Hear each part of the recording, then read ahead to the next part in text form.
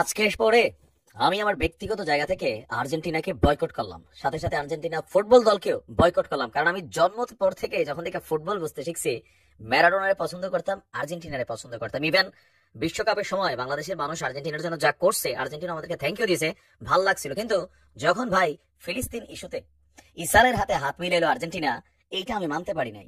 তো আজকের পর থেকে যতদিন বাইসা থাকবো আমি আর কোনো দলই সাপোর্ট করবো না।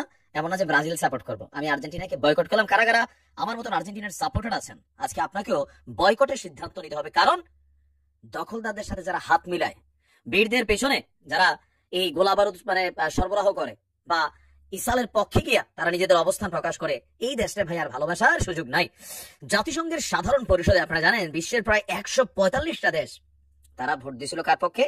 আমাদের বীরদের পক্ষে, যেটা স্বাধীন ফিলিস্তিন রাষ্ট্র গঠিত হোক। কিন্তু আর্জেন্টিনা এটার বিপক্ষে ভোট দিয়েছে, এবং এই বিপক্ষে ভোট দেওয়ার পরে জাতিসংঘের সাধারণ পরিষদে যেই ভেটো দিয়েছে এরা, সেটার জন্য কৃতজ্ঞতা প্রকাশ করেছে দখলদার ইসরায়েলের পররাষ্ট্রমন্ত্রী ইসরায়েল খাবস আর্জেন্টিনা ছাড়াও হাঙ্গেরি, চেক রিপাবলিকের প্রধানমন্ত্রীর নাম উল্লেখ করে তাদেরকে ধন্যবাদ জানিয়েছেন। হাঙ্গেরির প্রধানমন্ত্রী ভিক্টর অরবান, আর্জেন্টিনার প্রেসিডেন্ট জাভিয়ার মিলেই এবং চেক রিপাবলিকান প্রধানমন্ত্রী পিটার ফিয়ালাকে ধন্যবাদ জানিয়ে ইতিহাসের সঠিক পাশে দাঁড়ানোর জন্য এবং জাতিসংঘের সাধারণ পরিষদের বিপক্ষে ভোট দেওয়ার জন্য ধন্যবাদ দিয়েছে। এখন এই আর্জেন্টিনার যে প্রধানমন্ত্রী আছে, তাদের বক্তব্য হচ্ছে কি যে আমাদের বীররা যা করতেছে তা অন্যায়।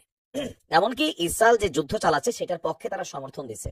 আর্জেন্টিনার পক্ষে আর্জেন্টিনার যে রাষ্ট্রদূত ছিল জাতিসংঘে, সে বলছে যে না, ইসরায়েল যে অভিযান চালাচ্ছে এটা চালানো তাদের বৈধ অধিকার, এটা তাদের আত্মরক্ষার্থে তারা করতেছে, আমাদের তারা হচ্ছে সন্ত্রাসী গোষ্ঠী। কেন ভাই, তোরা ডিস্টার্ব করছে? এক আর্জেন্টিনার পাশাপাশি হাঙ্গেরিও দিছে, চেক রিপাবলিকও দিছে। দেখেন আমাদের সাথে এইসব দেশের কোনো ভালো, আমি জানি এভাবে কি সম্পর্ক আছে, আমরা এত ভালোভাবে এইসব দেশ চিনি না, কিন্তু আর্জেন্টিনাকে চিনি। শুধু এখানেই শেষ না, ইসরায়েল যখন এই যুদ্ধ চালাচ্ছে, বৈশ্বিক সমর্থন হারাচ্ছে, তখনও শক্ত অবস্থান নিয়ে পাশে দাঁড়ায় রয়েছে আর্জেন্টিনা। আর্জেন্টিনার প্রধানমন্ত্রীর বক্তব্যটা যখন আসছে, তখন আমি আশ্চর্য হয়েছি। যখন এই যে তাদের পররাষ্ট্রমন্ত্রী ধন্যবাদ দিছে, তারা আবার পাল্টা ধন্যবাদ দিছে যে পাশে থাকবো, হাতে হাত রেখে সন্ত্রাসীদের বিরুদ্ধে লড়াই করতে যাব। আরে তোমরা কারে সন্ত্রাসী বলো? ফুটবল ভালোবাসতাম, এই মিনিমাম লেভেলে খেলা মাঝে মাঝে দেখতাম আর্জেন্টিনার, আজকের পর থেকে আমি তওবা করলাম, আর্জেন্টিনার প্রতি আমার আর কখনোই কোনো সাপোর্ট থাকবে না। মেসি টেসি এগুলো আর চিনি না ভাই। ভালো থাকুন।